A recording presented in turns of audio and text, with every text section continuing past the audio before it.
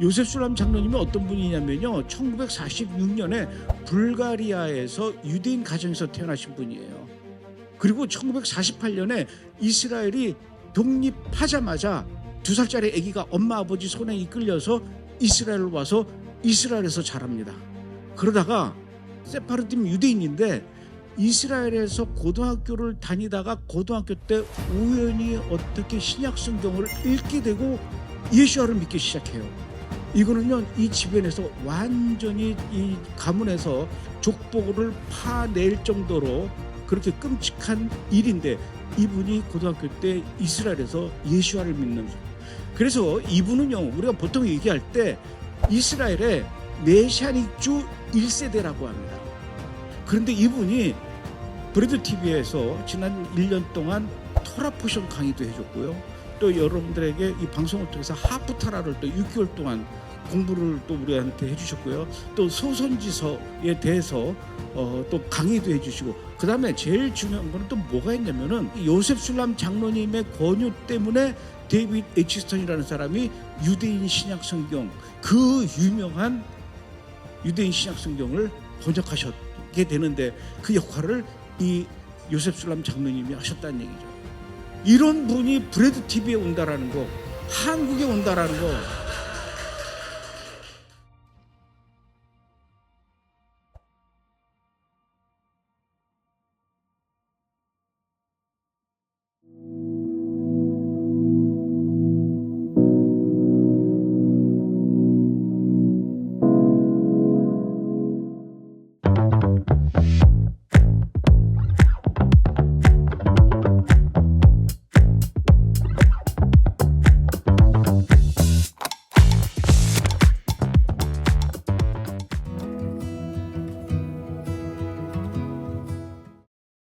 이스라엘에서 샬롬을 전합니다. 토라의 성경 말씀과 히브리어 단어를 통해 주님의 임재와 성령의 기쁨을 나누는 이 자리에 여러분을 초대합니다. 오늘은 스튜디오에 가희와 함께하고 있습니다.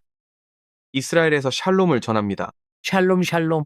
그리고 저희는 함께 하나님의 말씀을 깊이 있게 공부해 보려고 합니다. 브레드 TV를 통해 이렇게 말씀을 나누고 토라를 나눌 수 있는 기회가 주어진 것에 정말 감사드립니다.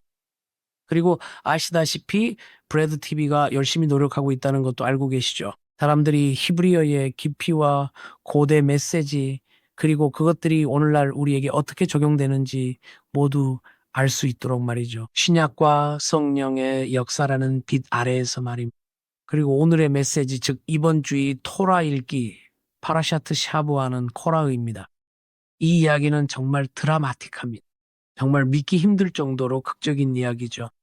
하지만 동시에 수천 년이 지난 지금도 여전히 우리에게 강력한 교훈을 주는 내용으로 가득 차 있습니다. 그럼 우리의 여정을 시작해 봅시다. 오늘 우리는 민수기 16장부터 18장 끝까지 읽을 예정입니다. 그리고 이 장, 즉 오늘의 토라 읽기의 이름은 코라흐입니다. 코라흐와 그의 아들들에 관한 이야기죠. 정말 강력한 메시지와 교훈이 담겨 있습니다. 정말 깊은 교훈들이죠. 가희와 함께 준비하면서 사실 제일 먼저 떠오른 것은 신약 성경에서 사도 바울이 고린도전서 10장 6절에서 이스라엘 백성들의 모든 실패에 대해 이야기하는 장면이었습니다. 그리고 그는 이 모든 이야기가 마지막 때를 살아가는 우리에게 본보기가 된다고 말했습니다. 그러니 사랑하는 여러분, 우리는 정말 마지막 때를 살아가고 있습니다. 그래서 이런 모든 교훈들이 더욱더 중요하고 더욱더 관련성이 있으며 우리에게 하나님의 아주 중요한 원칙들을 가르쳐 줍니다. 주님을 찬양합니다. 오늘은 교만과 겸손, 하나님께서 주신 권위와 질서, 그리고 하나님의 선택받은 백성에 대해 이야기하려고 합니다. 이 주제는 항상 흥미롭죠. 그렇지 않나요? 선택받은 백성 혹은 선택받은 자들 말이죠. 특정한 역할을 위해 선택된 인물이나 지파 혹은 가족들에 대해서요. 왜 하나님께서 그렇게 하시는지, 그리고 그것이 어떻게 작동하는지 궁금하지 않으신가요? 이게 문제가 될까요? 아니면 축복일까요? 혹은 저주일까요? 이 모든 것에 대해 이야기해 보려고 합니다. 그리고 고라의 장은 슬픈 이야기로 시작됩니다. 사실 이 이야기는 슬픈 이야기입니다. 왜냐하면 하나님의 백성들 가운데 교만이 일어나는 모습을 보기 때문입니다. 그리고 가이와 이야기를 나누며 그 당시까지 이스라엘 백성이 이미 얻었던 모든 교훈들에 대해 이야기해 보았는데요. 사실 그들은 진작에 깨달아야 했습니다. 그들은 이미 알고 있어야 했어요. 하지만 똑같은 실수와 잘못된 행동을 반복하면서 주님이 보시기에 심각한 문제를 자초하고 있었습니다. 그렇죠, 가이? 네. 당신 반응이 기억나네요. 읽으면서 기분이 어땠나요? 네. 성경을 읽다 보면 그들이 결국 이 똑같은 악순환을 끊임없이 반복하는 모습을 보게 되니까요. 아, 이들이 이제 회개하고 주님께 부르짖었으니 이번엔 진짜 깨달았겠지 하고 보게 되잖아요. 하지만 아닙니다. 우리가 늘 읽어서 알다시피 그들은 또다시 똑같은 죄, 똑같은 사고방식으로 돌아가 버립니다. 그러니 충격을 받을 수밖에요. 대체 왜 아직도 깨닫지 못하는 걸까? 이쯤 되었으면 이제는 알 때도 됐는데 어떻게 이럴 수 있지? 하면서 말이죠. 그리고 참고로 우리 모두 인간이고 다 똑같은 사람들이잖아요. 그리고 우리가 육신적인 방식, 즉 성경에서 말하는 육체에 따라 세상의 반응과 사고방식, 그리고 우리 밖의 세상처럼 생각하며 교만과 욕망으로 가득한 세상에서 살아갈 때가 있죠. 그게 바로 세상이잖아요. 그렇죠? 그게 바로 세상이에요. 심지어 믿는 자들, 하나님의 백성들조차도 다시 육신적인 사고방식, 세속적인 행동과 생각, 그리고 기준으로 돌아가면 문제가 생길 수 있어요. 그래서 성경에서 말한 대로 우리의 마음을 새롭게 하고 하나님의 임재와 그분의 말씀 안에서 새로워지는 것은 정말 중요합니다. 왜냐하면 하나님의 말씀이 우리를 안전하게 지켜주기 때문입니다. 하나님의 말씀은 우리를 인도하고 바로잡아주며 우리를 세워줍니다. 그리고 우리가 길을 잃거나 하나님의 임재와 가르침, 원칙에서 멀어질 때 우리는 그냥 다른 사람들과 똑같은 사람이 되어버립니다. 이스라엘 백성들에게서도 바로 그런 모습을 볼 수 있습니다. 그들은 계속해서 반복적으로 실패하고 있습니다. 그게 바로 이스라엘 백성들의 이야기 전체입니다. 하지만 이 순간 저는 우리 모두를 격려하고 싶습니다. 예언자들은 그들이 올 것이라고 말했습니다. 예레미야 33장 그들이 올 것입니다. 참고로 33장 33절입니다. 그들이 올 것이고 내가 너희에게 새 마음을 줄 것이다. 내가 너희 가슴에서 돌 같은 마음을 제거하고 새 마음을 줄 것이다. 주님을 찬양합니다. 그러니 예수님 안에서 신약의 빛과 능력 안에서 예수님을 통해 우리는 실제로 새 마음을 받았습니다. 그래서 우리는 이스라엘 백성들이 했던 것처럼 할 필요가 없습니다. 우리는 이런 모든 실수들로 다시 돌아갈 필요가 없죠. 맞죠? 우리 삶에는 하나님의 능력과 임재가 있습니다. 그리고 우리가 기도하고 주님을 찬양하며 성령을 따라 걸어간다면 그들처럼 뒤로 돌아가는 것이 아니라 영광에서 영광으로 나아가야 합니다. 성경에도 그렇게 나와 있죠. 믿음에서 믿음으로, 능력에서 능력으로. 맞죠? 아멘. 아멘. 그럼 이제 2장을 읽기 시작합시다. 그리고 아시다시피 요약도 있고 포인트도 준비해 왔어요. 하지만 준비하면서 그냥 읽어야겠다는 마음이 들었어요. 2장은 정말 소중한 장이에요. 무겁지만 그만큼 귀하고 강력한 본질이 담겨 있습니다. 그래서 이 전부는 아니지만 많은 구절을 읽고 싶어요. 2절, 16장 2절부터 시작합시다. 이스라엘 자손의 어떤 자들과 함께 모세 앞에서 일어났는데 이들은 회중 안에서 유명하여 명성이 있는 자들이요 그 집회에 속한 250명의 통치자들이더라. 그래요. 이것이 바로 슬픈 장면입니다. 1절에서 보듯이 고라, 다단, 아비람이 모세와 아론에게 반역을 일으켰습니다. 단순히 반역하는 게 아니라 실제로 음모를 꾸미고 있었어요. 그들은 정말로 반역하는 사람들의 팀을 만들고 있었습니다. 그들은 정말로 그 반역을 퍼뜨리고 있었어요. 그리고 그들은 꽤 많은 사람들과 함께 왔습니다. 250명이나 되는 숫자 상상해 보세요. 250명이 그들에게 맞서 온 것입니다. 그리고 단순한 사람들이 아니라 실제로 지도자들이고 이름난 사람들이며 영향력과 권력을 가진 사람들이었습니다. 이 모든 사람들이 3명 곧 고라, 다단, 아비람의 함정에 빠졌고 분명히 고라가 중심적인 역할을 하고 있음을 볼 수 있습니다. 왜냐하면 이 장과 이 이야기에서 그의 이름이 다른 사람들보다 더 많이 언급되기 때문입니다. 하지만 우리는 많은 사람들이 모여드는 것을 보게 되고 이 순간 저는 모세를 생각하게 됩니다. 와, 정말 대단하죠. 당시 모세의 심정은 과연 어땠을까요? 사람들이 때를 지어 언약궤가 있는 성막에 몰려오는 모습을 보고 있는 거잖아요. 그 자리에 모인 사람들은 모두 완고한 의견을 내세우며 모세를 끌어내리려 하고 있었습니다. 하나님의 얼굴 그 자체는 아니지만 그는 하나님과 그분의 임재 그리고 영광을 보았습니다.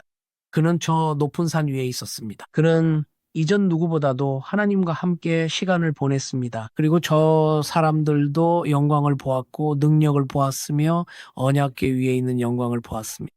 성막과 언약궤의 영광을 직접 보고도 그들은 반역합니다. 그 심정이 어떨지 상상되나요? 그에게 쉽지 않았겠죠. 그렇죠? 가히 생각은 어때요? 네, 정말 힘들었을 것 같아요. 왜냐하면 그들은 계속해서 영광을 보고 하나님의 위엄과 능력을 봤으니까요. 그리고 또다시 새로운 계략, 새로운 음모, 새로운 반역을 꾸미곤 했죠. 네, 맞아요. 그거 정말 힘든 일이죠. 하지만 이제 3절로 가서 그들이 뭐라고 말하는지 읽어봅시다. 여기서 토라 구약이 우리에게 주는 강력한 핵심 포인트가 있습니다. 그들이 뭐라고 말하나요? 그들의 생각은 어떤가요? 그들은 어떻게 행동하나요? 한번 읽어봅시다. 그들이 모세와 아론을 대적하려고 함께 모여 그들에게 이르되 너희가 분수에 넘치게 행하는도다. 온 회중 곧 그들 각 사람이 거룩하고 주께서도 그들 가운데 계시거늘 너희가 어찌하여 너희 자신을 주의 회중보다 높이려 하느냐. 실제로 그들은 모세와 아론이 교만하다고 비난하고 있습니다. 그들 마음엔 교만이 가득하며 더 많은 것을 얻어 통치하길 원합니다. 그들은 이끌기를 원합니다. 그들 역시 지도자들입니다. 그들은 뭔가 더 특별하고 흥미로운 것을 원합니다. 그들은 모세를 대신하고 싶어 합니다. 하지만 실제로는 그들이 모세와 아론이 교만하다고 비난한 것입니다. 그들은 통치하고 싶어 합니다. 일종의 뒷말처럼 네가 스스로 그 자리를 차지했다는 식이죠. 그건 하나님이 하신 게 아니에요. 이로써 그들은 하나님께서 모세와 아론을 통해 행하신 모든 것을 무시하는 것입니다. 아, 맞아요. 믿기 힘들지만 사실입니다. 참고로 그들 말은 사실이에요. 요점을 보죠. 그들이 3절에서 어떤 요점을 제기했는지 볼까요? 그래서 그들이 말하길 너희가 너무 많은 것을 스스로 짊어지고 있다. 너무 많은 걸 스스로 짊어졌네요. 모든 회중이 거룩하다. 맞는 말입니다. 즉 하나님께서 모두에게 너희는 거룩한 민족이다라고 하셨으니 회중 전체가 거룩하다는 거죠. 그들이 틀린 말을 했나요? 아니요, 그들은 맞는 말을 했습니다. 반역이 이런 식으로 일어나는 게 흥미롭네요. 사탄도 마찬가지입니다. 그는 거짓말쟁이자 혼란을 주는 반역의 영이죠. 여기서도 똑같은 반역의 영을 볼 수 있습니다. 그는 핵심을 짚고 있는 거예요. 사실이죠. 우리가 말하는 것처럼 사실 맞는 사실이지만 잘못된 마음가짐으로 그것들을 왜곡하는 거죠. 그 마음가짐이 문제가 되는 거예요. 그렇죠? 자, 그다음은 뭘까요? 다음 논점은 뭐죠? 주님이 그들 가운데 계시다라는 거죠. 그렇다면 왜죠? 잠깐만요. 네, 주님이 그들 가운데 계시다. 맞아요. 왜냐하면 언약궤와 성전이 아니라 성막, 성막이 지파들 한가운데 있잖아요. 그렇죠? 주님이 바로 거기 계신 거예요. 그들은 영광을 봅니다. 그 모든 것을 직접 보는 거죠. 실제로 하나님이 그들 가운데 계시는데도 그들은 잘못된 결론을 내립니다. 그들은 반역하며 잘못된 영으로 행동합니다. 그래서 사랑하는 여러분, 제가 강조하고 싶은 것은 때로는 사람들은 옳은 말을 할 수 있지만 잘못된 영으로 말할 수 있고 그게 바로 문제의 근원입니다.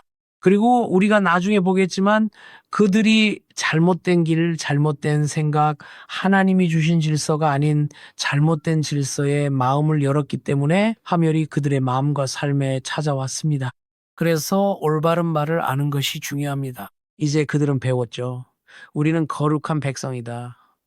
맞죠? 우리는 거룩한 민족입니다. 하나님이 우리 가운데 계십니다. 할렐루야. 하지만 그들은 이걸 잘못된 태도로 받아들여서 심각한 문제가 되었죠. 그래서 저는 모세의 자신감을 보는 것이 참 좋습니다. 이 장을 통해 우리는 모세의 겸손함과 하나님 안에서의 모세의 자신감을 볼 수 있습니다. 그는 산에서 하나님과 씨름했습니다. 그는 하나님을 경험했습니다. 그는 자신이 옳고 이 사람들이 완전히 잘못됐다는 것을 알고 있습니다. 그는 그걸 알고 있습니다. 그리고 7절을 읽어봅시다. 7절을 읽어주세요. 7절입니다. 향로에 불을 담아 가지고 와서 내일 야훼 앞에 향을 피워라. 그때 야훼께서 택하시는 사람이 거룩한 사람이 될 것이다. 레위의 후손이라는 그대들이야말로 너무 지나치지 않는가? 그래서 그는 그들에게 도전하면서 말합니다. 자, 너희 물건들, 너희 그릇들, 그리고 그 이름이 뭐였지? 향로요. 향로요. 너희 향로를 가져와라. 그러면 너희가 보게 될 것이다. 너희가 보게 될 거예요. 그래서 그는 그들과 싸우지 않았어요. 내려가서 설명하며 따지거나 꾸짖지 않았죠. 어떻게 그럴 수 있냐고 말해요. 그저 이렇게 말했죠. 하나님은 하나님이시다. 하나님이 질서를 지키실 것이다. 하나님께서 자신의 인명을 지키실 것이다. 하나님께서 너희를 지키실 것이다. 이 말씀은 하나님이 우리를 어떤 위치에 세우셨는지 안다면 담대함과 확신을 갖고 부르심을 지켜야 함을 보여줍니다. 또한 우리가 직접 싸울 필요가 없다는 거죠. 하나님이 우리를 세우셨음을 안다면 그분이 우리를 위해 일하시도록 온전히 맡겨야 합니다. 이게 모세의 삶 반응에서 보이는 미덕입니다. 그가 말했죠. 그래 한번 보자. 주님께서 결정하고 보여주시게 하자. 주님께서 그 일에 관여하시게 하자. 그리고 8절을 읽어봅시다. 모세가 또 고라에게 이르되 청하건대 너희 레위의 아들들아 들으라. 이스라엘의 하나님께서 이스라엘 회중으로부터 너희를 구별하여 자신에게 가까이 오게 하사 주의 성막에서 섬기는 일을 하게 하시며 회중 앞에 서서 그들을 섬기게 하신 것이 너희에게는 단지 작은 일로 보이느냐? 정말 강력한 메시지죠. 모세는 그들을 이성적으로 이해시키려고 하는 거예요. 이 부분이 참 좋네요. 그는 아버지처럼 행동하며 말하고 있죠. 소리 지르지 않고 차분히 설명하며 상황에 대한 다른 관점을 보여줍니다. 여러분은 정말 많은 축복과 은혜를 받았어요. 당신들은 이미 지도자예요. 이분들을 이끄는 당신들은 참 축복받은 사람들이에요. 주님께서 다 주셨죠. 그래서 그들을 진정시키려고 봐요. 여러분은 이미 가진 것에 집중하지 않고 없는 것에만 집중하고 있어요. 라고 말합니다. 그리고 그들은 정말로 주님께 많은 것을 받았잖아요. 그렇죠. 네, 그리고 또 흥미로운 점은 마치 줌아웃을 하듯이 시야를 넓혀서 그들에게 전체적인 그림을 보여주는 거죠. 왜냐하면 때로는 우리가 왜곡된 방식으로 생각하거나 사물을 볼 수 있기 때문이에요. 감정이 있을 수 있고 또 어떤 것에 감정적으로 집착하다 보면은 더 큰 그림이나 실제로 일어나고 있는 일을 놓치기 쉽거든요. 네, 맞아요. 그거 좋네요. 그가 그들을 이성적으로 돌아오게 하려고 하지만 아무것도 효과가 없고 잘 되지 않아요. 11절. 하지만 이 부분에서 정말로 모세가 너무 좋아요. 그는 정말로 겸손함을 보여주고 있어요. 강력한 겸손이죠. 네, 정말 강력한 겸손이에요. 그러니까 겸손함에는 힘이 있어요. 하나님께서 우리 삶에 찾아오셔서 우리를 겸손하게 낮추실 때 그것은 사실 축복입니다. 아까 제게 이런 질문을 던지셨죠. 이 모든 사건들이 어쩌면 아론과 모세를 향한 시험의 일부가 아니었을까요? 가히, 당신은 어떻게 생각하시나요? 그리고 어떤 결론에 도달하셨나요? 한편으론 시험이기도 하고 또 한편으론 성경 이야기처럼 일들이 어떻게 전개되고 일어나는지에 대한 이야기입니다. 네, 맞아요. 자, 11절도 중요한 구절입니다. 함께 읽어봅시다. 이런 까닭으로 너와 너의 모든 무리가 다 함께 모여 주를 대적하는도다. 아론이 누구이기에 너희가 그에게 불평하느냐? 다시 한번 그는 아주 부드럽고 영적인 방식으로 말하고 있어요. 이 반역은 사람을 향한 것이 아니라 하나님과 그분이 우리에게 보여주신 것에 대한 것이라고 말하고 있는 거죠. 하나님께서 모두를 부르셨고 고라를 부르셨고 이 모든 사람들 다단과 아비람도요. 그런데 아비람이라는 이름의 뜻이 뭔지 아시나요? 아비람은 내 아버지는 크시다, 강하다, 위대하다라는 뜻이에요. 정말 멋진 이름이네요. 정말로 심지어 존귀하다라고도 할 수 있죠. 존귀하다. 맞아요. 그렇죠. 그는 지금 말합니다. 너희의 반역은 모세와 아론에 대한 것이 아니다. 모세와 아론이 누구죠? 그는 정말로 그렇게 말했어요. 누구죠? 설명도 없이요. 제 생각에 그의 요점은 그들도 여러분과 똑같은 피와 살을 가진 사람이라는 거예요. 하지만 차이를 만드는 것은 사실 하나님의 부르심과 선택이라는 점이죠. 주님을 찬양합니다. 그리고 우리는 모세의 부르심의 시작을 기억하고 있습니다. 그는 그 부르심에서 도망치고 싶어 했죠. 맞죠? 그는 위대함을 추구하지 않았어요. 그는 지도자가 되려던 게 아니라 도망치다 하나님을 만났고 그를 통해 일하시겠다라는 말씀을 들었습니다. 내가 이스라엘 백성을 이끌어내게. 내가 영광과 능력을 보여주마 하셨죠. 주님, 안 됩니다. 다른 일을 보내소서. 그러니 우리는 분명히 모세에 대해 알고 있습니다. 그는 권위나 힘을 추구하는 사람이 아니었죠. 그리고 성경은 그가 겸손한 사람이었다라고 우리에게 가르쳐 줍니다. 네, 맞아요. 그래서 그가 그들에게 말하는 거예요. 그가 그들에게 말하길 바라. 너희가 하나님의 질서에 반역하고 하나님께서 그의 나라를 위해 특정한 역할을 맡기신 사람들에게 반항하는 것은 사실상 하나님 자신에게 반역하는 것이다. 이건 우리 모두에게 주는 경고예요. 특히 재능 있는 사람들은 유혹에 빠지기 쉽거든요. 재능과 열정 그리고 마음에 불꽃이 있는 사람들은 때때로 하나님의 질서를 잊어버릴 수 있습니다. 우리가 선택받았다는 것은 정말 멋진 일이에요. 하나님께서 우리에게 다양한 은사를 주셨다는 것도 정말 놀라운 일입니다. 하지만 동시에 그분이 우리의 주인이라는 것을 기억하는 것도 중요합니다. 그분은 우주의 하나님이십니다. 그분이 결정하십니다. 하나님이 부르실 때 그를 직접 부르십니다. 우리는 다른 사람의 자리를 대신해서는 안 됩니다. 하지만 모든 사람은 하나님의 나라에서, 교회에서, 주님의 일에서 자신의 자리를 찾아야 하고 거기에는 축복이 있습니다. 그리고 참고로 하나님께서 모세를 선택하셨고 지도자들을 선택하셨다는 것을 볼 수 있습니다. 똑같은 원칙입니다. 하나님이 지도자를 택해 우리를 각자 자리로 이끄셨습니다. 이는 우리를 높이려는 게 아니라 하나님의 이름을 영화롭게 하며 그 일을 위함입니다. 만약 어떤 자리가 인간 기준에 더 높아 보여도 우리는 그것을 기꺼이 받아들여야 합니다. 모세는 자신의 위치에서 맡은 직분에 충실해야 한다고 그들에게 전했습니다. 사실 이 직분은 백성들에게 축복된 역할이었습니다. 하나님께서 모세만을 축복하신 것은 아니었습니다. 그는 하나님의 역사 속에 있었기에 복을 받았습니다. 하지만 이스라엘 백성을 축복하시려는 것이었지 벌하거나 무언가를 빼앗으려 함이 아니라 축복하기 위해서였습니다. 하지만 그들은 하나님 나라의 원리에 대한 이해를 놓쳤습니다. 애초에 몰랐을 수도 있죠. 이제 그들은 배우게 될 겁니다. 하지만 이제 그들은 아주 강력한 교훈을 배우게 될 거예요. 이 구절에는 극적인 사건이 정말 많습니다. 모세가 엘리압의 아들들 다단과 아비람을 부르러 사람을 보내었더니 그들이 이르되 우리는 올라가지 아니하리라. 정말 강력한 선언이죠. 그렇지 않나요? 여기서 우리가 볼 수 있는 것은 모세가 올바른 지도자로서 그들을 개인적으로 대화로 부르고 있다는 점입니다. 그리고 우리가 모세와 이 모든 사람들에 대해 아는 것은 그들이 꽤 가까운 사이였다는 것입니다. 그들은 서로 교제하며 대화는 나누었지만 모세에게 질문하러 오지는 않았습니다. 모세를 스승으로 여기지 않았기에 모세가 여러 이유를 설명해 주어도 그들은 더 이상 묻지 않고 침묵했습니다. 반역을 꾀하며 다른 이들도 선동했습니다. 모세가 그들을 불러 우리 대면에서 말하자 너희 셋과 우리 둘이서라고 했습니다. 그가 뭐라 했습니까? 우리는 올라가지 않겠다. 이게 무슨 이야기일까요? 그렇죠. 그들은 대화를 거부했습니다. 그들은 올라가는 것도 거부했습니다. 그리고 다시 한번 이 이야기는 우리에게 좋은 점과 관대함을 보여주는 이야기입니다. 모세의 마음이죠. 그는 복수심에 가득 차 있지 않았어요. 그래, 내일 두고 보자. 뭐 이런 식으로 자만하지도 않았죠. 파멸을 직감한 모세는 그들을 살리려 했습니다. 구체적인 상황은 몰라도 결과를 알았기에 인내한 것이죠. 주님을 찬양합니다. 자, 13절과 14절입니다.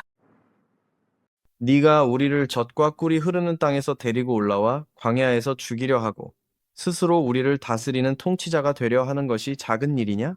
이뿐 아니라 네가 우리를 젖과 꿀이 흐르는 땅으로 데리고 들어가지도 아니하고 밭과 포도원도 우리에게 상속물로 주지 아니하였으니 네가 이 사람들의 눈을 빼려느냐? 우리는 올라가지 아니하리라. 와, 정말 강한 비난이네요. 네. 정말로 그를 아주 강하게 비난하고 있어요. 그들은 또다시 일부는 사실이고 일부는 틀렸으며 일부는 맥락에서 벗어난 말을 합니다. 예를 들어 그들이 여기서 이집트를 뭐라고 불렀죠? 젖과 꿀이 흐르는 땅이라고 말했습니다. 상상이 되나요? 믿기지 않죠, 그렇죠? 네, 그들은 노예였잖아요. 그러니까 아무것도 없었죠. 그들은 노예였고 열심히 일했으며 먹을 것도 별로 없었어요. 그런데 이제 그들이 광야에서 약속의 땅으로 가는 길에 있으면서 갑자기 또다시 이집트를 젖과 꿀이 흐르는 땅이라고 부르네요. 와, 하나님이 약속하신 이스라엘 젖과 꿀이 흐르는 땅이라고 불러야 할 그 땅 대신 이제는 이집트를 그렇게 부르고 있어요. 정말 완전히 뒤틀린 사고방식이죠. 그렇지 않나요? 뒤틀린 정신 상태예요. 그리고 그 다음에 뭐라고 말하죠? 그들은 그가 자신들을 광야로 데려와서 죽이려고 한다고 말했어요. 그리고 그가 자신들 위해 군림하려 한다고도 했죠. 와, 그들은 그가 자신들을 죽이려고 하고 지배하려 한다고 비난하는 거네요. 맞죠? 그리고 마지막으로 그가 우리를 약속의 땅으로 데려오지 않았다고도 했어요. 그리고 흥미로운 점은 왜 우리가 아직 약속의 땅에 들어가지 못했는지 모두 기억하죠. 또다시 일어난 반역과 그 땅이 좋지 않다고 말했던 정탐꾼들 때문이었죠. 그리고 하나님의 심판이 임했어요. 하나님은 40일이 아닌 40년을 머물 거라 하셨습니다. 하지만 그들은 그 말은 빼고 사실만 말하네요. 아직 약속의 땅이 아니라고요. 정말 무겁고 강력한 교훈을 배울 수 있는 부분이에요. 하지만 저는 모세가 좋아요. 15절에서는 모세에 대해 아름다운 점을 말하고 있습니다. 모세가 심히 노하여 주께 아뢰되 그들의 헌물에 관심을 두지 마옵소서. 나는 그들에게서 나귀 한 마리도 취하지 아니하였고 그들 중 아무도 해치지 아니하였나이다. 여기서 화가 났다는 히브리어 단어가 뭔지 아세요? 여기 언급되어 있어요. 베이하르, 메오드 레모셰. 그러니까 그는 정말 화가 났지만 싸우지 않고 기도했어요.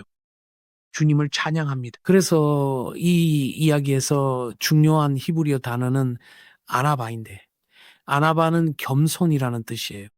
겸손입니다. 그리고 모세의 삶에서 볼 수 있는 겸손은 정말 아름다운 표본이에요. 우리 모두가 주님 앞에서 아나바, 즉 겸손함으로 걸어가야 한다는 것을 보여줍니다. 주님 앞에서 겸손함으로 살아가야 한다는 거죠. 이것은 정말 강력하고 중요한 것입니다. 주님을 찬양합니다. 그리고 우리는 계속해서 강력한 장들을 공부하고 있습니다. 그리고 드라마는 점점 더 커지고 있어요. 이제 우리는 20절부터 50절까지 계속 읽을 수 있는데 그 안에서 하나님께서 어떻게 자신의 영광을 드러내시는지 볼 수 있습니다. 이 모든 이야기 속에서 우리는 하나님의 영광을 봅니다. 하나님의 영광이 성막 위 언약궤 위에 반복해서 나타나는 것을 볼 수 있습니다. 분명히 이 이야기에서 하나님이 함께 계시다는 것을 볼 수 있지만 동시에 하나님께서 자신의 질서와 부르심 그리고 선택을 보여주고 계십니다. 그리고 저는 이런 이야기를 다시 한번 나누는 것이 정말 좋아요. 그들 모두가 선택받았고 모두 하나님의 백성이지만 하나님께서는 분명한 질서와 해야 할 일들을 가지고 계십니다. 그리고 사람들이 하나님의 질서에 반항할 때 거기서 좋은 결과가 나오는 법이 없습니다. 그래서 하나님께서 우리에게 주신 부르심 안에서 복을 누리는 것이 중요합니다. 우리는 타인의 부르심보다 하나님의 소명을 찾으세요. 우리는 하나님이 명하신 일이 무엇인지, 하나님 나라에서 맡은 역할이 무엇인지 찾아야 합니다. 내가 하고 싶은 거 내가 할 수 있다고 생각하는 것이 아니라 하나님께서 나에게 원하시는 것이 무엇인지가 중요합니다. 왜냐하면 우리는 이 세상에 살고 있는 사람들이고 예를 들어 이 세상에서는 사람들이 우상을 두기도 하고 사람마다 다른 방법이 있고 이를 선택해 각자 목표를 이루려 노력합니다. 그 모든 과정 자체는 괜찮아요. 하지만 하나님의 나라에서는 질서가 다릅니다. 우리는 주님을 구해야 합니다. 그리고 하나님께서 나를 무엇에 부르셨는지 깨닫고 그 안에서 만족함으로 충만해져서 하나님께서 나를 위해 선택하신 것이면 충분하다고 말할 수 있어야 합니다. 그렇죠? 네, 히브리어로는 말하죠, 그게. 어떻게 번역하죠? 나의 분깃은 주님이십니다. 아멘. 주님은 나의 분기시십니다. 주께서 맡기신 일은 그 자체로 충분히 위대하고 좋습니다. 그리고 그것이야말로 강력한 본질입니다. 그리고 이 모든 일은 이스라엘 집 앞에서 일어납니다.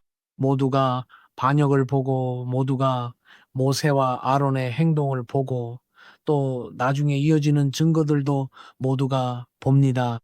그리고 실제로 뒤따르는 영광과 하나님의 나라의 나타남도 봅니다. 그래서 그들은 모두 분향기를 들고 주님의 임재 앞에 나아가고 하나님의 불이 내려왔습니다. 그리고 불뿐만 아니라 이어지는 다음 구절들에서는 땅과 흙 그리고 대지가 입을 벌려 사람들을 한꺼번에 삼켜버리는 장면도 보게 됩니다. 그리고 우리는 다시 하나님의 불이 내려오고 심판이 임하며 파괴가 일어나는 것을 봅니다. 그리고 여기서 제가 정말 인상 깊게 보는 것은 모세와 아론이 하나님의 백성을 보호하기 위해 달려간다는 점입니다. 그렇죠? 정말 놀라운 일입니다. 저라면 정말 심각한 유혹을 느꼈을 것 같아요. 많은 이들이 심한 유혹 속에서 내가 옳고 저 사람이 틀렸어라고 말하곤 하죠. 하지만 진심은 아니었어요. 그들은 계속 주님 앞에 넘어져 울며 용서와 자비를 구합니다. 놀랍지 않습니까? 네, 이 이야기가 우리 모두에게 무엇을 가르쳐 줄까요? 우리가 문제를 볼 때 우리는 어떻게 반응해야 할까요? 또한 우리는 우리 주 예슈아처럼 자비와 사랑으로 행해야 합니다. 주님처럼 히브리어로 엘라온 부아논이라고 하는데 이는 자비롭고 긍휼이 많으신 하나님이라는 뜻입니다. 아멘. 그래서 우리는 구약의 하나님이 바로 신약의 하나님과 동일하신 분임을 알 수 있습니다. 그분은 라움 부아논, 즉 자비와 긍휼이 충만하신 하나님이십니다. 주님을 찬양합니다. 그분이 하나님이십니다. 하지만 하나님은 심판도 하십니다. 세상을 심판하실 분이며 우리는 그분의 심판을 보았습니다. 때로는 질서를 위해 심판을 내리십니다. 하나님이시기에 우리는 그분을 구하며 뜻을 물어야 합니다. 그것이 교만을 버리고 자신을 낮추어 묻는 것입니다. 하나님 무엇을 원하십니까? 누구를 무엇을 위해 선택하셨습니까? 제 소명은 무엇입니까? 이것이 중요합니다. 아멘. 여기서 흥미로운 점을 볼 수 있습니다. 영어 번역에서는 땅이 열려서 고라와 그의 모든 가족을 삼켰다고 나와 있습니다. 히브리어로는 고라라고 하죠. 맞죠? 네, 그리고 그의 모든 가족이라고 되어 있습니다. 그들이 구덩이에 빠졌고 땅이 열렸다가 닫혔습니다. 정말로 그들을 삼켰다라고 되어 있죠. 맞죠? 열렸다가 닫혔습니다. 그들은 비명을 지르며 소리쳤고 땅이 바로 닫혔습니다. 땅이 닫히고 그의 직계 가족 모두가 사라졌습니다. 영어로는 구덩이에 빠졌다고 합니다. 히브리어로는 뭐라고 되어 있나요? 히브리어로는 그들이 스올에 빠졌다고 되어 있습니다. 신약에서는 영어로 헤이디즈라고도 할 수 있습니다. 헤이디스. 알겠어요? 헤이디스 또는 스올이군요. 그러니까 히브리어 단어 스올인데 흥미롭게도 그들이 스올에 빠졌다라고 되어 있지만 실제로 무슨 일이 일어났는지 볼 수 있습니다. 그들은 아주 깊은 곳으로 떨어졌습니다.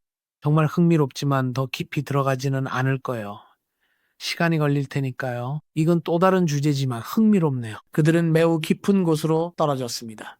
하지만 히브리어 성경에서는 그것이 구덩이가 아니라 스올이라고 말합니다. 정말 흥미로운데 그런데 가히 코라와의 차이에 대해 몇 마디 나누고 싶다고 했잖아요. 다른 사람들은 아직 같은 방식으로 심판받지 않았다는 걸 우리가 보았죠. 그래서 무슨 일이 일어났나요? 당신 생각은 어떤지 말해주세요. 우리는 고라와 그의 가족이 방금 말한 것처럼 스올 깊은 곳으로 삼켜졌다는 것을 알 수 있습니다. 그리고 아비람과 다다는 불에 삼켜졌다는 것도 볼 수 있습니다. 그리고 우리는 고라가 다른 방식, 다른 방법으로 심판을 받았다는 차이를 볼 수 있습니다. 그리고 먼저 그는 따로 처리되었습니다. 그가 먼저 처리된 이유는 그가 레위 지파 출신, 즉 레위인이었기 때문입니다. 왜냐하면 그는 레위인인 아론에게 반역하고 있었으니까요. 그리고 우리는 다단과 아비람을 봅니다. 그리고 그들에게는 또 다른 종류의 심판이 내려졌습니다. 왜냐하면 그들은 이방인이었고 외부인이었으며 완전히 다른 지파 출신이었기 때문입니다. 그리고 그들은 애초에 이런 일에 접근하거나 시도조차 해서는 안 되는 사람들이었습니다. 이 일은 그들과는 전혀 상관없는 것이었으니까요. 그들은 어느 지파 출신이었나요? 그들은 베냐민 지파 출신이었습니다. 베냐민이요. 네, 맞아요. 그리고 하나님께서 그 일로 아름다운 일을 하셨죠. 증거로 삼으셨잖아요. 그렇죠? 반역의 기념물 모든 민족의 눈에 보이고 이해될 수 있는 그런 것이 되었습니다. 그래서 그가 말했습니다. 가져오라. 분향기들을요. 분향기들을요. 그리고 그것들을 두드려서 제단에 붙여야 한다고 했습니다. 그냥 많이 가져오라는 거죠. 그래서 이스라엘 백성이 거룩한 곳에 올 때마다 맞죠? 들에 와서 예배드리고 제사를 드리러 올 때마다 그들은 분향기 재료로 덮인 제단을 보게 될 것입니다. 네, 그리고 하나님께서 실제로 말씀하셨죠. 40절에서 이것이 기억이 될 것이라고 하셨습니다. 기념물이 될 것입니다. 이스라엘 백성들에게 대대로 레위인이 되도록 부름받지 않은 자들은 그들이 있는 그대로 있게 하라. 그러나 레위인은 아니라고 기억하게 하셨습니다. 히브리어로 케오나브라고 하는 하나님의 섬김 사역을 자기 방식대로 자기 손으로 하려고도 하지 마십시오. 하나님의 질서가 있어야 합니다. 주님을 찬양합니다. 오늘날도 마찬가지입니다. 저는 제 인생에서 많은 교훈을 배웠습니다. 주변 사람들을 보면서 그리고 때때로 사람들이 목사가 되고 싶어 하거나 아니면 어떤 특정한 리더가 되고 싶어 하는 사람들도 있죠. 왜냐하면 인간의 눈에는 멋져 보이고 대단해 보이고 훌륭해 보이기 때문이죠. 하지만 내가 목사로 부름받지 않았다면 목사가 되지 않는 것이 더 낫고 다른 사람이 목사가 되도록 두는 것이 좋습니다. 그리고 하나님께서 나에게 맡기신 일에 집중해야 합니다. 왜냐하면 목회자든 교사든 선교사든 하나님께서 여러분을 부르신 어떤 역할이든 주님의 집에서 그 부르심을 받았다면 특별한 하나님의 은혜가 주어집니다. 우리가 주님의 질서를 따르고 특별한 은혜가 주어지기 때문에 그 사역을 감당할 수 있는 것입니다. 만약 우리가 그 부르심에서 벗어나면 우리는 곤란에 처하게 되고 자신의 힘으로만 감당하게 되며 결국 지치고 힘든 시간을 보내게 됩니다. 그래서 하나님을 따르는 것이 정말 중요합니다. 그리고 분향기구의 재료로 덮인 제단은 기념물입니다. 그것은 모두에게 아름다운 기념물입니다. 주님의 집에는 하나님의 질서가 있습니다. 주님을 찬양합니다. 그리고 참고로 레위인들은 하나님의 백성들 위해 군림한 적이 없습니다. 그들은 단지 다른 역할을 위해 부름을 받았을 뿐입니다. 하지만 모든 지파가 중요했고 모든 때가 필요했습니다. 누가 더 위대하고 그렇지 않은지 생각하는 건 육신적이며 세상 방식. 우리는 겸손히 서로를 존중하며 각자의 부르심과 역할, 사역을 인정해야 합니다. 주님을 찬양합니다. 사역자든 직장인이든 그것은 상관없습니다. 우리는 모두 중요하며 각자 자신의 사역을 감당하고 있습니다. 이것이 정말 강력한 메시지입니다. 이제 시간이 거의 다 되었지만 또 하나의 강력한 간증을 다루고 싶습니다. 그래서 이제 17장으로 들어가겠습니다. 믿기 힘들겠지만 그런 반역이 있은 후에도 말이죠. 사람들이 하나님께 반역하고 온갖 기적이 일어난 후에도 땅이 사람들을 삼키고 불이 내려와 다른 사람들을 태우는 일이 있었습니다. 그런데도 우리는 다시 한번 백성들이 모세와 아론에게 대항해 일어나 또다시 반역을 시도하는 모습을 봅니다. 이 부분을 읽을 때마다 정말 할 말이 없습니다. 도대체 어떻게 이런 일이 일어날 수 있죠? 그래서 성경에서는 이스라엘 백성을 목이 곧은 자들입니다. 목이 곧은 자들, 맞아요. 정말 고집 센 사람들이죠. 반역하는 사람들처럼 하나님의 질서를 이해하려면 아주 혹독한 심판의 교훈이 필요했던 겁니다. 하지만 하나님은 자비로우셔서 좋아, 내가 다시 한번 가르쳐 주겠다라고 하십니다. 실제로 심판이 임했죠. 뭐라고 해야 할까요? 마개파가 아니라 영어로는 역병이라고 하죠. 그래요. 역병이 퍼졌고 아론과 모세가 백성을 위해 기도했습니다. 참 흥미로운 일이죠. 그리고 하나님께서 그들의 기도를 들으시고 주님을 찬양합니다. 그들에게 표적을 주셨습니다. 하나님께서 말씀하셨죠. 좋아, 내가 기적을 보여주겠다. 내가 기적을 보여주겠다. 내가 표적을 보여주겠다. 그리고 모든 지파가 자기들의 물건을 가져오고 레위 지파도 자기들의 물건을 주님 앞에 가져옵니다. 모세가 아론과 함께 그것을 가져다가 성소 안에 둡니다. 만남의 장막에서요. 맞아요. 만남의 장막이죠. 만남의 장막 안에 두고 다음 날 그들이 나옵니다. 그리고 민족들이 무엇을 보았을까요? 그게 바로 기적이었습니다. 네, 왜냐하면 주님께서 이름을 새기라고 하셨고 레위 지파의 지팡이에는 아론의 이름이 새겨져 있었기 때문입니다. 그리고 주님께서 말씀하시기를 내가 택한 사람의 지팡이, 그 지파의 지팡이가 꽃을 피울 것이라고 하셨죠. 그리고 우리는 하나님의 말씀대로 되는 것을 보게 됩니다. 읽어봅시다. 네, 17장 몇 절이죠? 8절입니다. 8절이요. 다음날 모세가 증거의 성막 안에 들어가니 보라, 레위의 집을 위에 내놓은 아론의 막대기에 싹이 나고 봉오리가 나오고 꽃이 피어 아몬드가 열렸더라. 정말 놀랍고 대단하네요. 초자연적인 현상을 보게 되죠.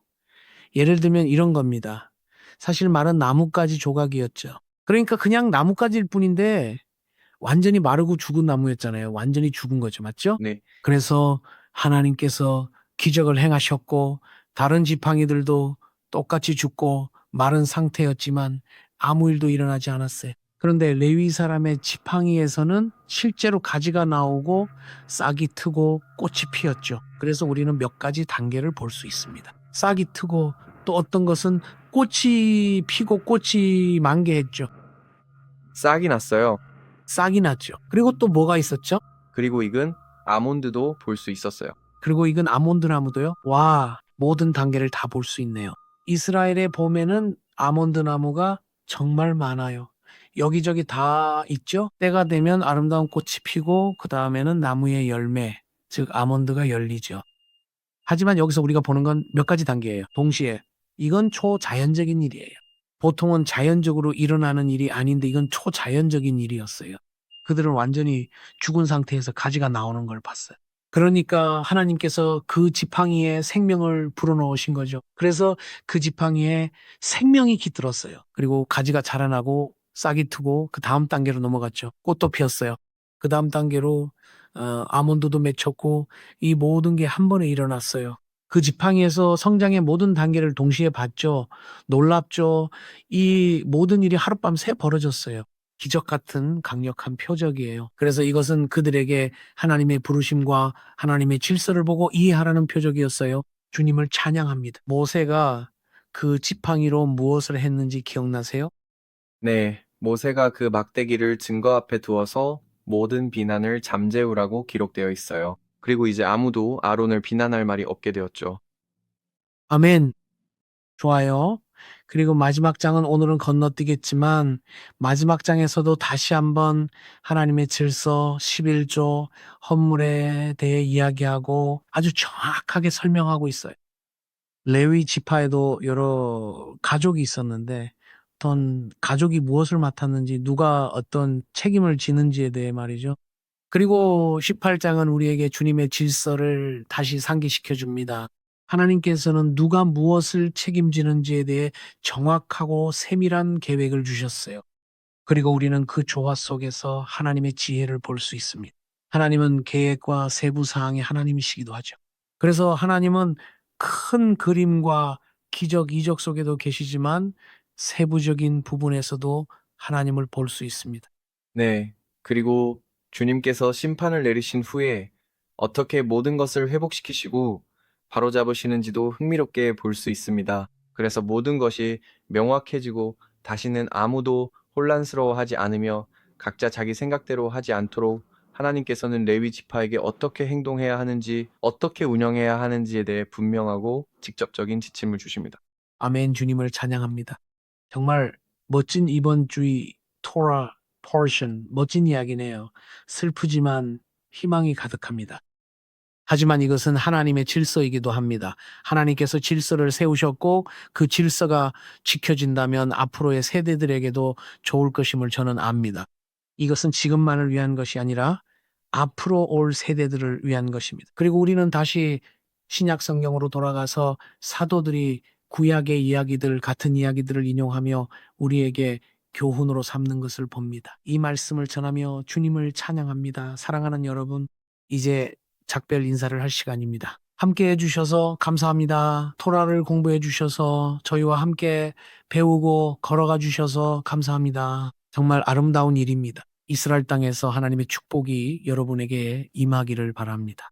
하나님께서 여러분을 지켜주시길, 그분의 샬롬이 삶에 가득하며 그분의 질서가 우리 삶에 임하고 성령님께서 말씀하시길 기도합니다. 성령님 말씀하소서. 이 이야기로 중요한 원칙을 일깨워 주소서. 그것이 하나님의 축복을 경험하는 길이기 때문입니다. 예슈와 하마시아의 이름으로 아멘. 축복과 샬롬이 함께하길 바랍니다.